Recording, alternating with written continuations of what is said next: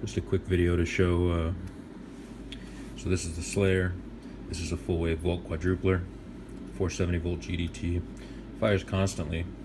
I've worked out how to collect charge into a 2 UF AC cap while that is continuously firing. And the current voltage on that guy is 1.1 volts on the 2 UF cap. Alright, so just fire it up here. And 300 volts already and climbing. 400 volts.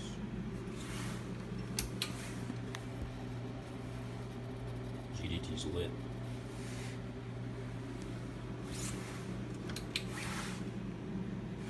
Better shut it off, it's over 500 volts now.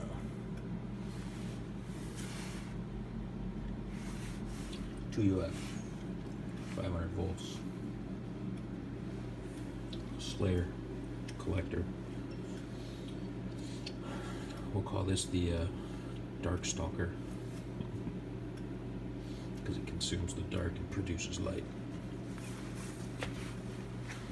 But it's basically a slightly modified full wave volt quadrupler where there's no ground connection to a center point on the output collecting cap. But you do need these diodes or it doesn't collect for beans. The cap will just sit there with nothing on it. So that's necessary. I need to draw it all up and then try and work through in my mind what's going on there between how this one works and how this one works. And that'll help me understand what's going on. The good news is it's just this single lead that runs up next to this outside that is picking up and charging that capacity very rapidly. I mean, it's running at 470 kilohertz from what I scoped off this thing. So the RF field on it, as detected by the EMF meter, is probably it's like a 3 or 4 foot run. Right, it's a pretty deep field, but it needs to be really localized here, which is closest to where it's being radiated from to produce a good charge rate. If I move this lead over here a little bit away from that, the charge rate and the max voltage reached in this cap decreases. All right, back down to 6 volts. Turn it on again.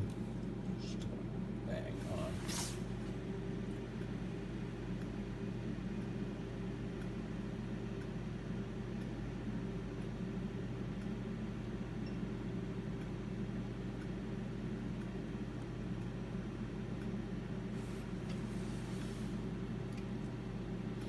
It's getting higher than it was earlier. Earlier it would max out around 360 volts DC. Hitting 500 volts, the cap's only rated for 370 volts.